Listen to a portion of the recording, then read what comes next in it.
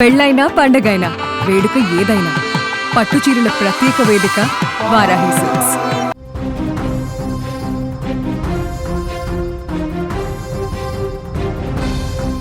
అంతర్జాతీయ మార్కెట్లో చోటు చేసుకున్న పరిణామాలు సామాన్యుడి జేబుకు చిల్లు పెడుతున్నాయి. ఒకప్పుడు తులం బంగారం అంటే వేలల్లో ఉండేది, కానీ ఇప్పుడు ఏకంగా లక్షలు దాటి సామాన్యులకు అందనంత ఎత్తుకు చేరుకుంది. అయితే గత కొన్ని రోజులుగా పసిడి ధరలు తీవ్రమైన ఒడిదుడుకులకు లోనవుతున్నాయి. పశ్చిమాసియాలో నెలకొన్నటువంటి ఉద్రిక్త పరిస్థితులు అటు బులియన్ మార్కెట్ను ఇటు స్టాక్ మార్కెట్ను అతలాకుతలం చేస్తున్నాయి. సో పెట్టుబడిదారులు అసలు పసిడి ఎప్పుడు పెరుగుతుందో ఎప్పుడు తగ్గుతుందో తెలియక తీవ్ర ఆందోళన చెందుతున్న తరుణంలో ఈరోజు పసిడి కాస్త శాంతించింది. కొనుగోలుదారులకు భారీ ఊరటనిస్తూ ధరలు గణనీయంగా తగ్గుముఖం పట్టాయి.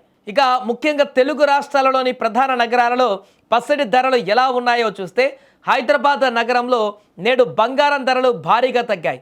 10 గ్రాముల 24 క్యారెట్ల బంగారం ధర ఏకంగా 820 రూపాయలు తగ్గి 1,49,840 రూపాయల వద్ద ట్రేడ్ అవుతుంది.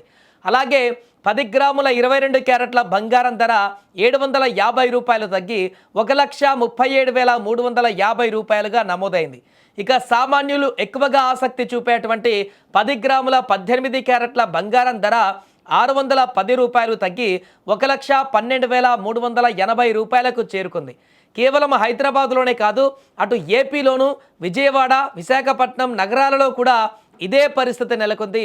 ఈ రెండు నగరాలలో కూడా 24 క్యారెట్ల పసిడి ధర 1,49,840 రూపాయలుగా ఉంటే 22 క్యారెట్ల ధర వచ్చేసి 1,37,350 రూపాయలుగా ఉంది.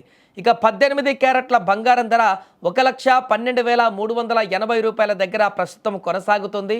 ఇక బంగారంతో పోటీ పడుతూ వెండి కూడా ఈరోజు భారీగా దిగి వచ్చింది. వెండి కొనాలనుకునేటువంటి వారికి ఇది నిజంగా శుభవార్తే అని చెప్పాలి.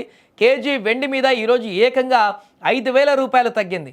దీంతో హైదరాబాద్, విజయవాడ నగరాలలో కిలో వెండి ధర 2,60,100 రూపాయల వద్ద పలుకుతోంది.